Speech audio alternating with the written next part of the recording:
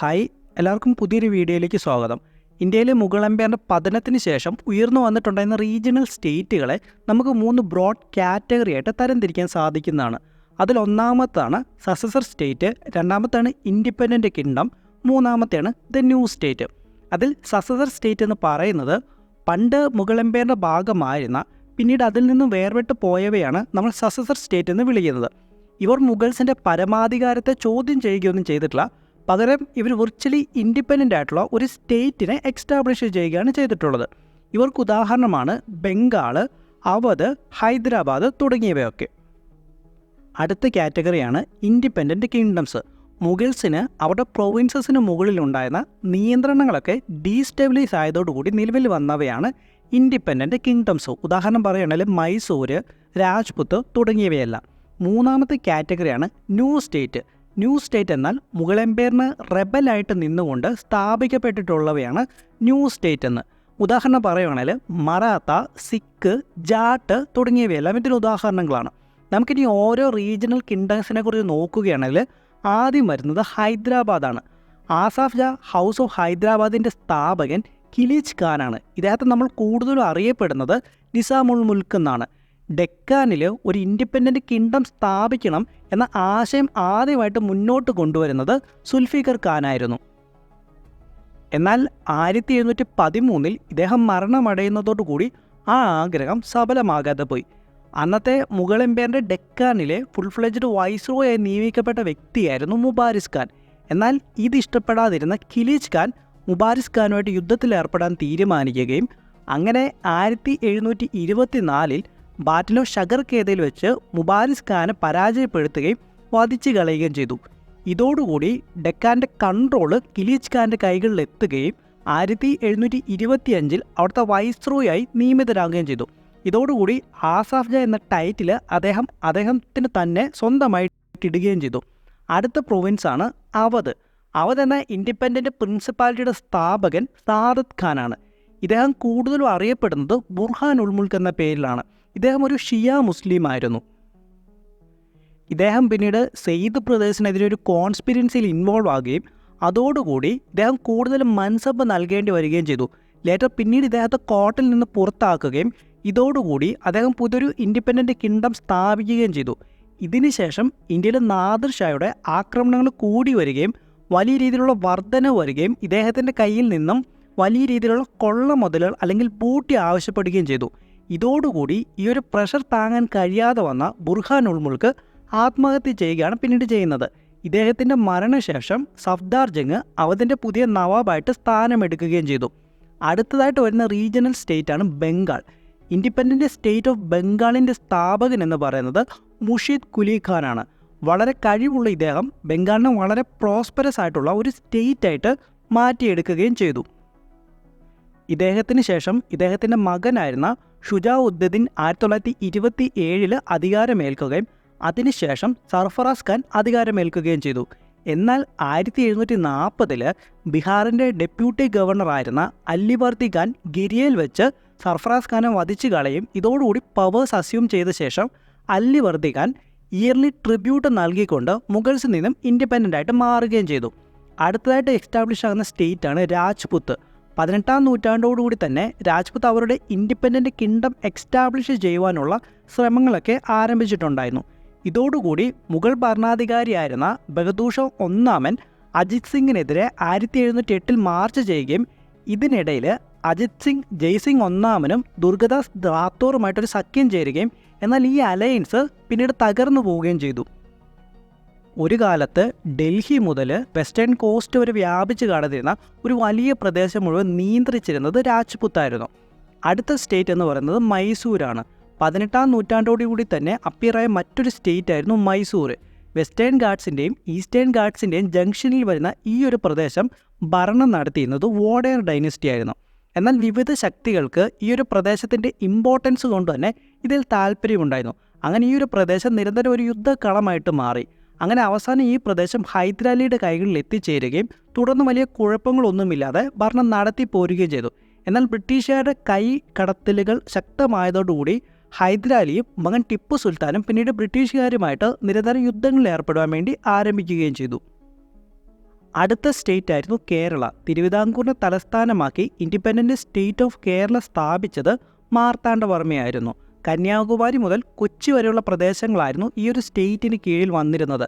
മാർത്താണ്ഡവർമ്മയുടെ അധികാരത്തിനുള്ളിൽ ഇവിടെ ഒത്തിരിയധികം വികസന പ്രവർത്തനങ്ങൾ കൊണ്ടുവരികയും ആർമീനെ മോഡേണൈസ് ചെയ്യുകയും ഒക്കെ ചെയ്തു. അടുത്തൊരു ഇൻഡിപെൻഡൻറ്റ് സ്റ്റേറ്റ് ആയിരുന്നു ജാട്ട് എന്ന് പറയുന്നത്. ജാട്ട് എന്ന് പറയുന്നത് ബേസിക്കലി അഗ്രികൾച്ചറിസ്റ്റുകളായിരുന്നു.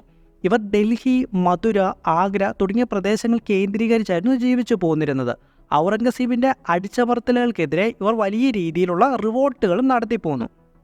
അങ്ങനെ ആദ്യത്തെ റെബല്യൻ ഉണ്ടാകുന്നത് 1669 ഗോഖലെയുടെ നേതൃത്വത്തിൽ മഥുര ഡിസ്ട്രിക്റ്റിലായിരുന്നു. എന്നാൽ ഈ റെബല്യൻ വിജയിച്ചില്ല. തുടക്കത്തിലെ തിരിച്ചടികൾക്ക് ശേഷം 18ാം നൂറ്റാണ്ടിൽ ജാട്ട് കിങ്ഡം ഓഫ് ഭരത്പൂർ സ്ഥാപിക്കുന്നത് ചുരാമാൻ്റെയും ബദൻ സിംഗിൻ്റെയും നേതൃത്വത്തിലാണ്. പിന്നീട് സൂരജ് മാലിൻ്റെ ഭരണകാലത്താണ് ജാട്സ് അവരുടെ പരമോന്നതിയിലെത്തുകയും ഇദ്ദേഹത്തിന് നല്ല ഭരണം കാഴ്ചവെക്കുക മാത്രമായിരുന്നില്ല ചെയ്തത്, കൂടാതെ തന്നെ രാജ്യത്തിൻ്റെ ടെറിട്ടറീസ് ഒക്കെ എക്സ്റ്റെൻഡ് ചെയ്തു. ഈസ്റ്റ് ഗംഗ മുതൽ സൗത്ത് ചാമ്പൽ വരെ, ഇത് കൂടാതെ തന്നെ മധുര, മീററ്റ്, ആഗ്രയുടെ ചില ഭാഗങ്ങൾ ഇതെല്ലാം ചേരുന്നതായിരുന്നു ജാട്ടിൻ്റെ കിങ്ഡം എന്ന് പറയുന്നത്. എന്നാൽ 1763 സൂരജ് മാലിൻ്റെ മരണം അടയുന്നതോടുകൂടി ജാട്സിൻ്റെ തകർച്ചയും ആരംഭിച്ചു. അതിനുശേഷം ഇത് സ്പ്ലിറ്റ് ആകുകയും പല സമീന്ദാറുമാരുടെ കയ്യിലായിട്ട് എത്തിച്ചേരുകയും ചെയ്തു. അടുത്ത സ്റ്റേറ്റാണ് സിക്ക്. 1675 ഔറംഗസീബ് 9ാമത്തെ സിക്ക് ഗുരുവായിരുന്ന തേജ് ബഹദൂറിനെ അറസ്റ്റ് ചെയ്യുകയും വധിച്ചു കളയുകയും ചെയ്തു. ഇദ്ദേഹത്തെ വധിക്കുന്നതിനുണ്ടായിരുന്ന കാരണം ഇദ്ദേഹം ഇസ്ലാം മതം സ്വീകരിക്കാൻ വിസമ്മതിച്ചതും മുഗൾസ് വലിയ രീതിയിൽ ക്രൂരമായി പീഡിപ്പിച്ചുകൊണ്ടിരുന്ന കാശ്മീരി പണ്ഡിതുകൾക്ക് അവരുടെ അവകാശങ്ങൾ സംരക്ഷിക്കണമെന്ന് സിക്ക് ട്രഡീഷൻ അനുസരിച്ച് വാദിച്ചതുമായിരുന്നു ഇദ്ദേഹത്തെ വധിക്കുവാനുണ്ടായ കാരണമെന്ന് പറയുന്നത്. ഇതിനുശേഷം 10ാമത്തെ സിക്ക് ഗുരുവായി അധികാരമേറ്റ വ്യക്തിയായിരുന്നു ഗുരു ഗോവിന്ദ് സിംഗ്. ഔറംഗസീബിനെതിരെ കലാപങ്ങൾ നടത്തുവാൻ ആരംഭിക്കുകയും സിഖുകാരുടെ റിലീജിയൻ, ലിബർട്ടി ഇതൊക്കെ സംരക്ഷിക്കുന്നതിനായിട്ട് ഇദ്ദേഹം സിക്കിനെ ഒരു മിലിറ്റൻ്റ് സെക്റ്റായിട്ട് ട്രാൻസ്ഫോം ചെയ്യുകയും ചെയ്തു. ഇതിനുശേഷം സിക്കിൻ്റെ ലീഡർഷിപ്പ് ഏറ്റെടുത്ത വ്യക്തിയായിരുന്നു ബന്ദ ബഹദൂർ. ശേഷം 1708 മുഗൾസ് ഇദ്ദേഹത്തെ പരാജയപ്പെടുത്തുകയും വധിക്കുകയും ചെയ്തു. ഇതിനുശേഷം നാദിർ ഷാ, അഹമ്മദ് ഷാ അബ്ദാലിയുടെയൊക്കെ ഇൻവേഷൻ നടക്കുന്നതോടുകൂടി മുഗൾസ് വീക്കാകുകയും സിക്കിന് അവരുടെ അതോറിറ്റി തിരികെ ലഭിക്കുകയും ചെയ്തു.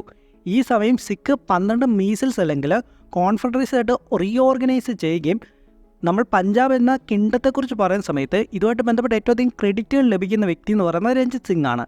സുഗർ ചാക്യ മിസിലിന് ലീഡറായിട്ടുണ്ടായിരുന്ന മഹാൻ സിംഗിൻ്റെ മകനായിരുന്നു രഞ്ജിത് സിംഗ്. രഞ്ജിത് സിംഗ് സത്ലജ് മുതൽ ജലം വരെയുള്ള പ്രദേശങ്ങളും കൂടാതെ 1799 ലാഹോറും പിന്നീട് 1802 അമൃത്സറും പഞ്ചാബിൻ്റെ ഭാഗമാക്കി മാറ്റി. പിന്നീട് ട്രീറ്റി ഓഫ് അമൃത്സർ വഴി ബ്രിട്ടീഷുകാർക്ക് 6 സത്ലജ് ടെറിട്ടറീസിലുള്ള അധികാരങ്ങൾ അക്നോളജ് ചെയ്ത് നൽകുകയും ചെയ്തു.